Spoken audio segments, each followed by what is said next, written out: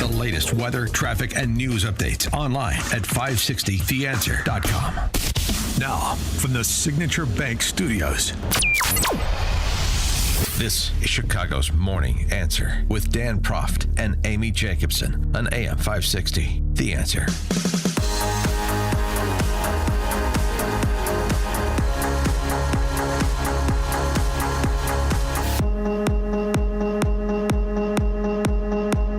Friday morning, Amy Jacobson here. Jim Urio in for Dan Proft on this day of the week of his 60th birthday. That was very nice of you to come in. Oh, like I remember on Monday we were saying it's your 60th birthday. Why are you here with us? What the hell else would you do on your 60th birthday? It's on Monday. There's nobody to hang out with or anything. So yeah, I'm here. I like working. I like stuff like this. And you're having the big party tonight, which is good. No, tomorrow night. Oh, tomorrow. And then tonight, I have to tell you, my sister, who's also my friend, she is heading to Brant's. The sister that I know? Yes, the sister that you know, Chrissy. And what's the name of her husband again? Or do we say that on the radio? No. Dewey. Oh, yeah, right. Okay, good. I'll be there tonight, I believe. But they're going to be there she's bringing a few of her friends that have never been to Brant's before. Well, I'm going to be hanging at Brant's tonight because, as we said, we're having a party tomorrow. So for those of you who've been married a long time, that means your wife gets freaked out and starts screaming at everybody to make sure everything's clean. And the upstairs closet in the guest room needs to be clean because we're having a party tomorrow night, which if it doesn't make sense to you, join the club. But that's what's going to... Peg, I love you. You're the best. So I got to tell you, my oldest sister, she taught me something. She goes, don't clean the house before we come. Clean it after we leave. Oh, don't waste your time. Don't stress out.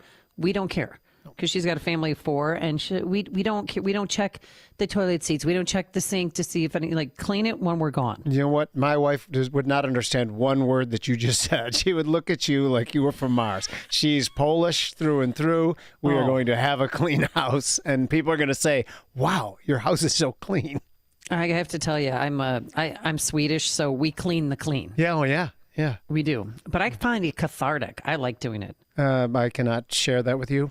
I just don't like. I can't stand vacuuming because it hurts my back. I think that's my thing. Yeah. I like cleaning tables at the restaurant. I like bouncing around and bussing tables. I don't know. For me, that's I love doing that. Yeah, me I was too. a waitress for 4 years or 2 years at Iowa, and then I worked at Walter Payton's 34 in Schaumburg, and I loved like bussing tables, cleaning up. You done? Yeah. You know. By the way, do you know who Wayne Johnson was? Who was in on that project with Walter Payton? Do you know the name? He was a developer. No. Well, he was an old friend. I was a friend of his buddies too, but he was part of Walter Payton's different bars too. Yeah. It was Walter Payton's 34s. Was it Studebaker's? Yep. And one more, but I'm not going to be able to remember. One downtown, but they're R.I.P. Rest in peace. Yes. All of those places. Yeah. All right. So Walter. Right. Alternative energy. How do we end this energy scam? I loved it because our good friend and former brother in sound, Steve Cortes, has a documentary, and it's on X. You can see it, and it's called Blown Away, and here's his introduction to it. These windmills, they're giant. They're disgustingly ugly. They are bad for the environment, especially animals, and they are one gigantic, expensive scam. Once you know the full truth of the wind scam, you will be blown away. We are here on the ground in New Mexico because it's the home of the biggest wind project in the country being built right now. And it also happens to have, right below my feet, an almost endless supply of fossil fuels, natural gas, and other fuels to power our country. Have I got you hooked, Jim Urio? No doubt. I love Cortez's voice too, and he doesn't mince words, so I like the way he talks. We used to work together. Steve and I were friendly back in the day. Well, he should be joining us right now on our Turnkey.pro answer line. Good morning, Mr. Cortes. How are you? Good morning. Great to be with both of you. Yes, listen, I used to work with both of you in different capacities, which I guess shows that I get punted from a lot of jobs, right? So good and bad. Right? Well, what is the biggest falsehood about renewable energy? You know, the biggest falsehood, first of all, is that it is clean, because it is not in any sense clean. And the biggest reason is because of the intermittency of so-called renewables, particularly wind. Wind does not blow all the time, even in the windiest places. Because of the intermittency aspect, it has to be completely backed up by, guess what, fossil fuels, by hydrocarbons. And because you have to completely back it up, because you need full redundancy for these systems, they become exorbitantly expensive. So not only is it not clean, it's also completely unaffordable.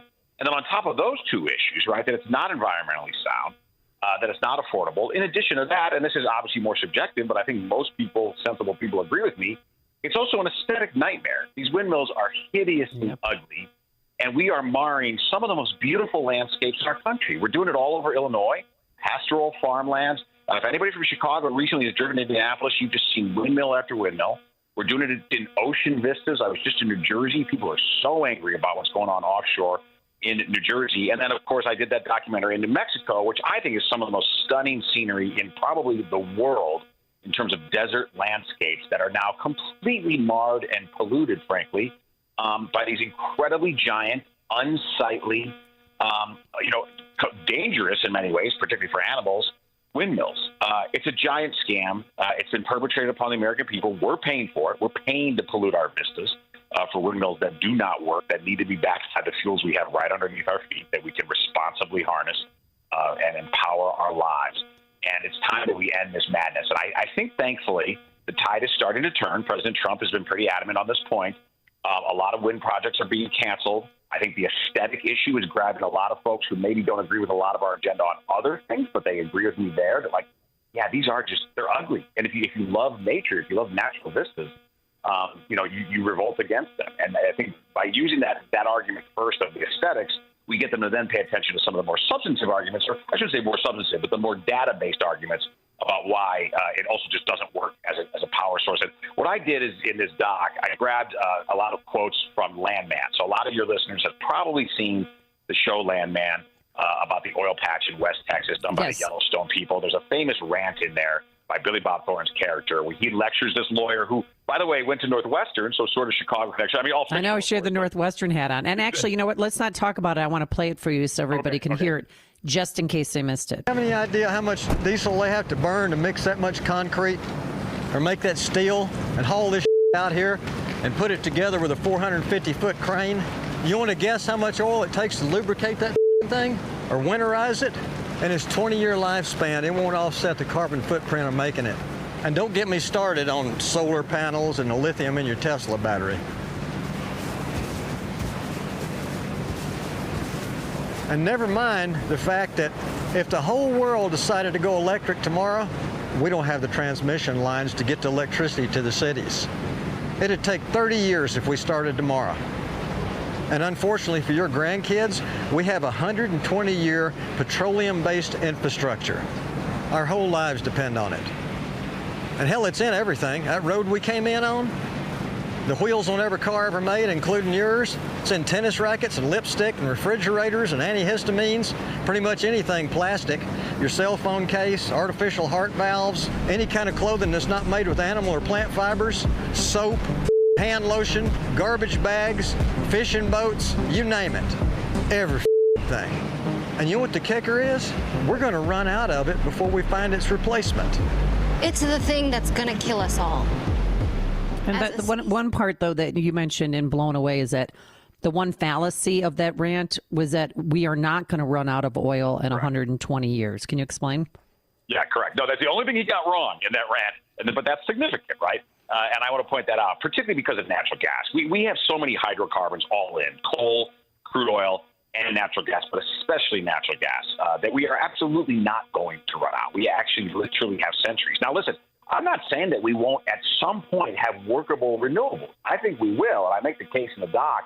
I think it's probably mostly going to be geothermal, where you're trapping the heat from the center of the earth. So it's, if you almost think of solar but below ground, right? And it's not intermittent like the sun. It's constant. Like, I think there's a lot of advances there, and that may very well work. And maybe by the time our children, our age, we will be powered by geothermal. So I'm not saying it'll be hydrocarbons forever, but the point is we do have enough hydrocarbons to go, not quite forever, but to go centuries. We really do, particularly in a place like New Mexico, between the combination of coal and natural gas. And by the way, the beauty of natural gas in particular for the United States, not only do we have oceans of it beneath our feet because we've just been blessed with it, but in addition to that, that issue of transmission that Billy Bob Thornton managed there, because these wind farms are generally in isolated areas, you lose so much power trying to transmit them, and you have to have such an enormous footprint of transmission lines to try to get this power to where it's needed, right, which is generally cities.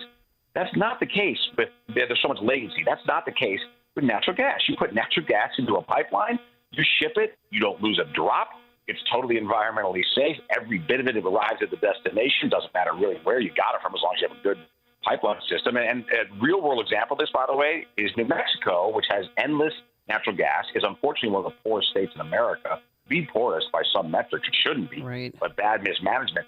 They should be shipping all of their natural gas to Phoenix, and particularly to a lot of Chicagoans around Phoenix and probably know this. There's a gigantic city of semiconductor manufacturing that's being built right now. I think it's a great thing to bring that here from Taiwan and China. But guess what? They have such power needs for those plants that they can't possibly just tap into the Phoenix grid. They would literally take all the power in the Phoenix area if they did. So instead, they need to do it through natural gas, and they're going to do it through natural gas. But that should all be going via pipeline from New Mexico right next door to Arizona. That's not happening because of poor leadership there, but it should. And again, these are the kinds of projects that we should be pursuing, not the wind scam, which it is a scam. So, Steve, are you familiar with the energy analyst Doomberg? He goes by like Bloomberg. Oh, yeah. With Doom. Okay, so I know him, and he's been on my show a couple different times, Futures Edge, and I think he's brilliant. And he mostly agrees with you and with me, with a couple different carve-outs that he thinks could be some promise in, and I want to get your take on that.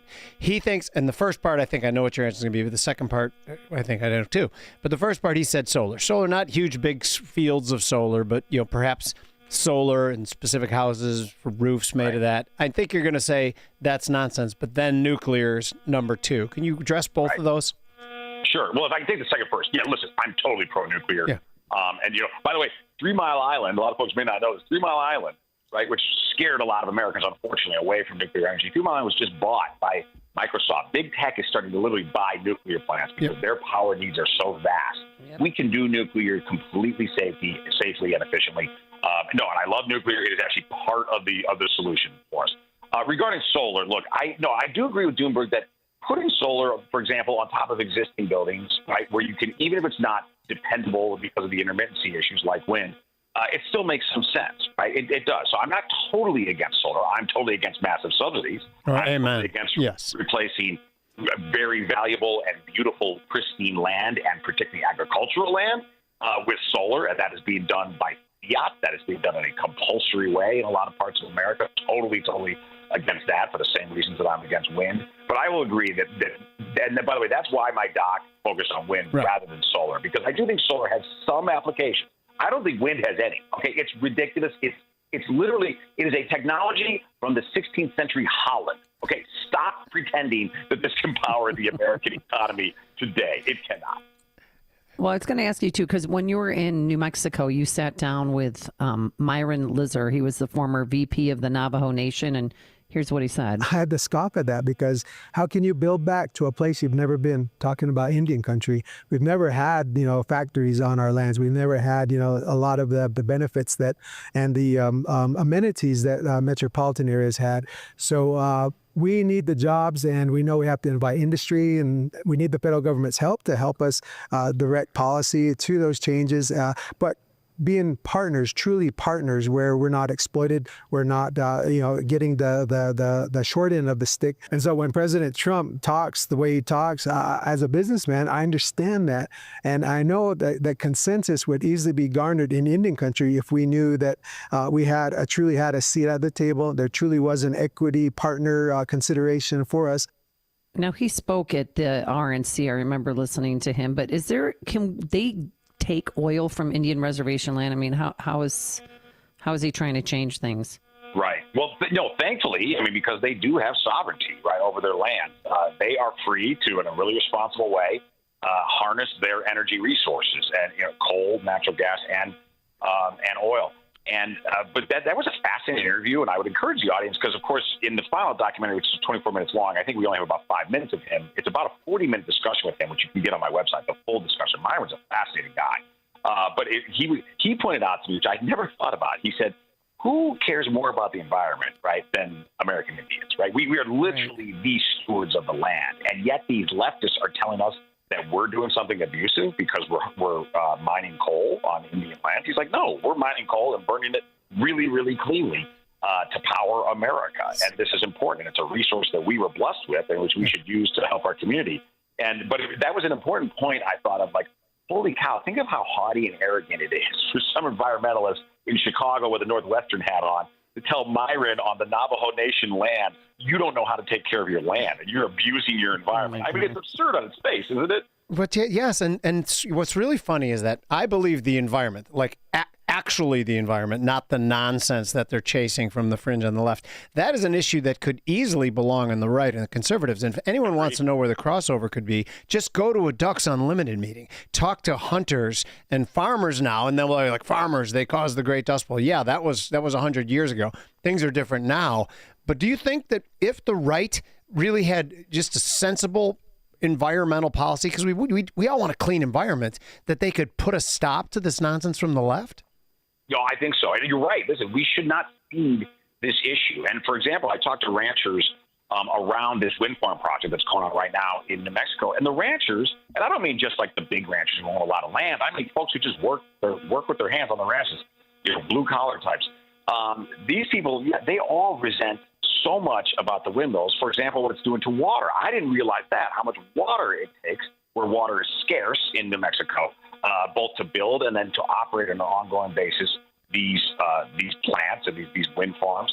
How much traffic there is, of course, truck traffic. Again, hydrocarbons, fossil fuels, right, burning the entire time to put these in. I mean, these are skyscrapers. If you've never been close to them, and I hope I give if you watch the video, you get a sense of that. The ones I was standing near are 200 feet tall, and the blades are and there's a almost hum, as right? wide. Yeah, and the blades are almost as wide as the actual height. And so, by the way, too, lasts roughly 20 years, doesn't come close to paying for itself in any sense. And then what do we do with them? Right now, they're just being junked. All right, we have no idea what to do with them. They're made of petroleum, by the way. What do we do? Bury them? I mean, they're enormous. They're half of a football field. Right. Real quick before we let you go, we know that thousands of birds, even a few bald eagles, have been killed by these huge sharp blades. But talk about the whales. Yeah. Because some people don't know that there's hundreds of windmills in the ocean. Right. No, there are, and we are seeing a lot of very large whales beach themselves and die, essentially kill themselves. We assume unknowingly, and we don't know why. I want to be clear on that. We don't know exactly. But a lot of critics of windmills believe that it's messing with their sonar because they are so loud and so obstructive in the water that it's messing with the sonar of sea life, and that is what is killing the whales. So we know for a fact hundreds of thousands of birds slaughtered, bald eagles, everything. But we have good reason to suspect that the whales are also dying because of these windmills. So, yeah, again, I think we can actually capture some environmentally focused people based on the damage to animals and the damage to our aesthetic. All right, Stephen Cortes, you can see it on X. It's called Blown Away. I loved it. Thank you so much for your work. And he's also founder of the League of American Workers. Thank you so much, Steve Cortes. We'll have you back soon. Thank you both for having me. Happy birthday, Jim. Thank you, Steve. And he joined us on our turnkey.pro answer line. It's news, opinion, insight. This is Chicago's Morning Answer on AM 560. The Answer. This is Hugh Hewitt for townhall.com. There are a handful of phrases from the national security crises of the past 50 years that stand out. President Donald Trump has now added his signature line to the list. For the sake of brevity, I'll just note Mr. Reagan in 1987 saying, "Mr. Gorbachev, tear down this